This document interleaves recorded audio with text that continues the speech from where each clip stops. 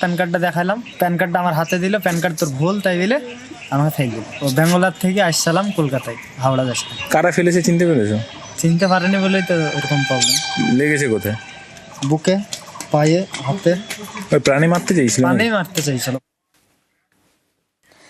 যার বক্তব্য আপনারা শুনলেন তিনি পরিযায়ী শেখ মনিরুল। তার কি বক্তব্য?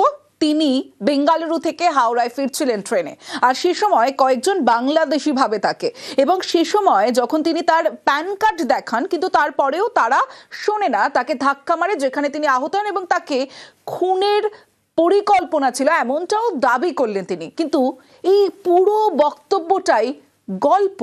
ভাইরাল হওয়ার নেশায় পরিযায়ী, ভাইরাল হতে চেয়ে গল্পের ফাঁদ মুর্শিদাবাদের যুবকের। বেঙ্গালুরু থেকে ফিরছিলেন শেখ মনিরুল। কেন বলছি পুরোটা ভাইরাল হওয়ার জন্য, কিভাবে এটা সামনে এলো জানাবে শঙ্কর রায়, রয়েছে আমার সঙ্গে। শঙ্কর,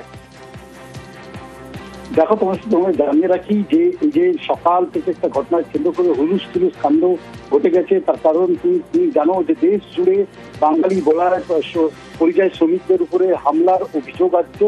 আর এই যে গল্প ফেলেছিলেন মুর্শিদাবাদের যুবক মানারুল শেখ বলে এক যুবক, তিনি আজ সকালে সংবাদ মাধ্যমকে জানায় যে একটি ট্রেন করে ব্যাঙ্গালোর থেকে যখন মুর্শিদাবাদ ফিরছিল তাকে বাংলাদেশি তকমা দিয়ে রীতিমতন ফেলে দেওয়া হয় ট্রেন থেকে। এরপরে তিনি নেমে আহত তাকে উদ্ধার করে বলা যায় যে বৃন্দা থানার পুলিশ তাকে চিকিৎসার জন্য নিয়ে যায়। এরপরেই রেল মনে চড়ে বসে এবং সেই যুবককে তুলে নিয়ে আসা হয় খড়গপুরে, যেখানে রেল পুলিশের আরপিএফ, জিআরপি এবং বলা যায় যে পশ্চিম মেদিনীপুর জেলার পুলিশ বারবার দফা দফা তাকে যখন জেরা করা হয়, তিনি জানান যে পুরোটাই গল্প ফেলে নিজেকে ভাইরাল হওয়ার জন্য এই গল্প তিনি ফেলেছিলেন। এরপরে তার পরিবারের লোকেরা আসে, তাদেরকে তার কাছে যখন জানতে চাওয়া হয়, তিনি বাড়ির লোকরা জানায় যে 3 দিন আগে ট্রেন থেকে নেমে গেছে, বিভিন্ন স্টেশন ঘুরে তিনি আজকে সকালে দিলদার বাখরাবাদে পৌঁছেছিল। সেইখানে তিনি এই গল্প ফেলেছেন যে তাকে বাংলাদেশি তকমা দিয়ে ট্রেন থেকে ধাক্কা মেরে দেওয়ার চেষ্টা করেছিল। এরপরে তার পরিবারের লোকেরা সেখানে পৌঁছায়, তাদের সঙ্গে তখন কথা বলে পুলিশ জানতে পারে একেবারে ঘটনাটাকে একেবারে বলা যায় ভাইরাল, পুরোটাই গল্প ভাইরাল হওয়ার জন্য। বেলদা হাসপাতালের রিপোর্টে আঘাতের প্রমাণ মেলেনি, দীর্ঘ জিজ্ঞাসাবাদে ভাইরাল হওয়ার তথ্য ফাঁস। আর তারপরেই আবার শেখ মনিরুল কি জানিয়েছেন দেখুন। কেউ মিথ্যে কথা বলেছিলে তো? তোমার সঙ্গে এরকম কোনো ঘটনা ঘটেনি তো? কেউ তোমাকে বাংলাদেশি বলে মেরেছে? মারেনি তো? এইরকম একটা সেন্সিটিভ ইস্যু, তারপরে এইরকম একটা গল্প ফাঁদা কোন মানসিকতা থেকে হয়? আমরা কথা বলেছিলাম মনোরোগ বিশেষজ্ঞের সঙ্গে, তিনি বলছেন চটজলদি নাম কেনার চেষ্টা, দৃষ্টান্তমূলক শাস্তি হলে এই প্রবণতা কমার সম্ভাবনা, এমনটাই মন্তব্য মনোরোগ বিশেষজ্ঞের। এইসব যারা ইন্ডিভিজুয়াল যারা এরকম করে তাদের একটা তাড়াতাড়ি চটজলদি নাম কেনার একটা প্রচেষ্টা থাকে। এটা কোনো মানসিক রোগ না, কিন্তু একটা বিকৃতি, যেখানে আমরা ইংরেজিতে বলি এরা নার্সিসিস্ট হয়, আত্মকেন্দ্রিক হয়। সেই জন্য এই কম্বিনেশনটা যখন হয় তখন তারা যে কোনো প্রকারে একটা নাম কেনার উপায় অবলম্বন করে। যেটা ঘটনা ঘটেছে সেটা করতে যাওয়ার যে ফলস একটা প্রিটেন্স করেছে, সেটা করতে গিয়ে সে নিজে পড়ে হাত পা ভাঙতে পারতো। কোনো একটা দৃষ্টান্তমূলক যদি এদের শাস্তি দেওয়া যায় তাহলে হয়তো আরো এরকম ছেলেমেয়েরা এই সব থেকে বিরত থাকতে পারে। আসি পরের খবরে। আক্রোশে অস্ত্র মামলায় ফাঁসানো ছক, দেহ ব্যবসার প্রস্তাবে ফেরাতেই রাগে ফাঁসানো ছক, বারবার চাপের জেরেই তড়িঘড়ি বিয়ের সিদ্ধান্ত ছাত্রের। উচ্চ মাধ্যমিকের মাঝেই বিয়ের সিদ্ধান্ত পরীক্ষার্থীর। পূর্ব বর্ধমানের গোলাপবাগে রেজিস্ট্রারের কাছে যুগল। সরাসরি চলে যাব, শরদিন্দু ঘোষ রয়েছে আমার সঙ্গে, শরদিন্দুর সঙ্গে কথা বলবো। শরদিন্দু, একটু জানতে চাইবো ঠিক কি হয়েছিল, কেন এই আগ্নেয়াস্ত্র রাখা হলো, কে এই আগ্নেয়াস্ত্র রাখলো, তারপর কি হলো? দেখো, এক যুগল গতকাল ভ্যালেন্টাইন ডের দিন দুপুরবেলা বর্ধমানের গোলাপবাগ মোড়ে একটি ম্যারেজ রেজিস্ট্রি অফিসে গিয়েছিল এবং সেখানে তাদের বিয়ের রেজিস্ট্রির ফর্ম ফিল আপ করেছিল। এবং যখন বেরিয়ে আসে তখনই পুলিশের পক্ষ থেকে তাদের গাড়িতে তল্লাশি চালানো হয় এবং সেই গাড়ির অর্থাৎ স্কুটার থেকে একটি রিভলভার পাওয়া যায়। এবং এরপরই পুলিশ তদন্ত শুরু করে এবং ওই যুগলের সঙ্গে কথা বলে এবং জানতে পারে যে তাদের ফাঁসানোর জন্য এই রিভলভার রাখা হয়েছিল। কারণ এই যে উচ্চ মাধ্যমিক পরীক্ষার্থী, তাকে দেহ ব্যবসার প্রস্তাব দেওয়া হয়েছিল, মোটা অঙ্কের টাকাও তাকে অফার করা হয়েছিল, কিন্তু সে সেই প্রস্তাবে রাজি হয়নি এবং বারংবার তাকে এই প্রস্তাব দেওয়ার জন্যই সে তড়িঘড়ি বিয়ের সিদ্ধান্ত নিয়েছিল। উচ্চ মাধ্যমিক চলাকালীন সে বিয়ের সিদ্ধান্ত নেয়, এই বিষয়টি তদন্তে উঠে এসেছে এবং এরপরই শ্রীকান্ত দাস নামে এক ব্যক্তিকে গ্রেপ্তার করা হয়েছে ওই স্কুটারের ডিকিতে অস্ত্র রাখার জন্য।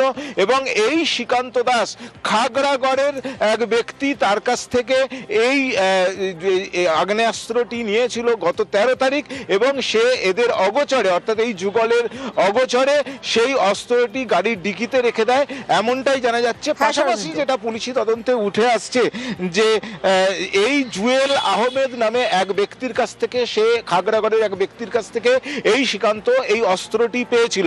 এখন ওখানে কতদিন ধরে এই অস্ত্র ব্যবসা চলছে বা অন্য গোলা বারুদ রয়েছে কিনা এইসব পুলিশ এখন জানতে চায় এবং সেই জন্যই এই শ্রীকান্ত দাসকে পুলিশ নিজেদের হেফাজতে নিয়েছে আজকে আদালতে তোলার পর। এরপরে তাকে বিস্তারিত জিজ্ঞাসাবাদ করে এই ব্যাপারে বিস্তারিত তদন্ত পুলিশ চালাবে। বেশ, বন্দুকটা কে দিয়েছিল তোমাকে? আমাকে দেয়নি, ওই ছেলেটাকে জুয়েল আহমেদ দিয়েছে। জুয়েলকে? ওটা একজনটা মানে যাচ্ছে জুয়েলটাকে কেন আম শিখেছিলেন? স্বামী রাখিনি, অন্যজনা আমাকে ফাঁসিয়ে দিয়েছে। কে ফাঁসিয়েছে? কে ফাঁসিয়েছে? ওই একটা বাচ্চা ছেলে। জলপাইগুড়ির পোড়াছাড়ে সিন্ডিকেট সংঘর্ষ, অভিযুক্ত পঞ্চায়েত সদস্য সহ 5 জনকে গ্রেফতার করেছে পুলিশ। বালি বোঝাই গাড়ি আটকানো ঘিরে উত্তেজনা, পঞ্চায়েত সদস্যের বিরুদ্ধে হামলার অভিযোগ। পার্থপ্রতিম রয়েছে আমার সঙ্গে। পার্থপ্রতিম, প্রথম থেকেই তো এই পঞ্চায়েত সদস্যের বিরুদ্ধে অভিযোগ ছিল, কিন্তু তিনি সমস্ত অভিযোগ অস্বীকার করেছিলেন, অবশেষে গ্রেফতার হতে হলো। দেখো, আজ বিকেলেই কিন্তু 5 জনকে গ্রেফতার করেছে এনজিপি থানার পুলিশ এবং গোটা ঘটনা যেটা জানাই যে এই সিন্ডিকেট রাজনীতি কিন্তু তৃণমূলের দুই গোষ্ঠীর মধ্যে সংঘর্ষ বাধে এবং তৃণমূল সমর্থকের দোকান ঘর ভাঙচুর এবং আগুন ধরিয়ে দেওয়া হয় এবং গোটা ঘটনার বিরুদ্ধে কিন্তু অভিযোগের তীর ওঠে স্থানীয় যে পঞ্চায়েত সদস্য আছে তৃণমূলের রাজু মণ্ডল এবং তার অনুগামীদের বিরুদ্ধে। ইতিমধ্যে কিন্তু রাজু মণ্ডল সহ 5 জনকে গ্রেফতার করেছে এনজিপি থানার পুলিশ। যে নির্দিষ্ট অভিযোগের প্রেক্ষিতে তাদের গ্রেফতার করা হয়েছে বলে পুলিশ সূত্রে আমরা জানতে পেরেছি এবং আগামীকাল তাকে জলপাইগুড়ি আদালতে তোলা হবে। এবং এই রাজু মণ্ডলের তিনি যদিও গোটা বিষয়ে গোটা অভিযোগ কিন্তু তিনি অস্বীকার করেন এবং তার পাল্টা দাবি হলো যে বিজেপি কর্মী সমর্থক তাকে মারধর করেছে এবং উত্তরবঙ্গ মেডিকেল কলেজ ও হাসপাতালে গতকালই তাকে ভর্তি করানো হয় এবং এই তদন্তে নির্মিত হয় তদন্তকারী কর্তারা এনজিপি থানার পুলিশ। তারা কিন্তু স্থানীয়দের সঙ্গে যেমন কথা বলেন তিনি গোটা ঘটনা প্রেক্ষিতে কিন্তু রাজু মণ্ডল পর্যন্ত। তবে আমরা জানি যে আজই কিন্তু শিলিগুড়ির মেয়র গৌতম দেব তিনি ঘোষণা করেছিলেন যে পুলিশ যথাযথ ব্যবস্থা নেয়, তেমনই কিন্তু নির্দেশ দেওয়া হচ্ছে। এখানে কিন্তু কাউকে রেয়াত করা না, তো দল কোন দল করে কে কোন দল করে তা কিন্তু এখানে গুরুত্ব নেই, কিন্তু গোটা বিষয় যাতে দ্রুত নিষ্পত্তি হয় সেই চেষ্টাই সেদিকে কিন্তু এগোচ্ছে তদন্ত।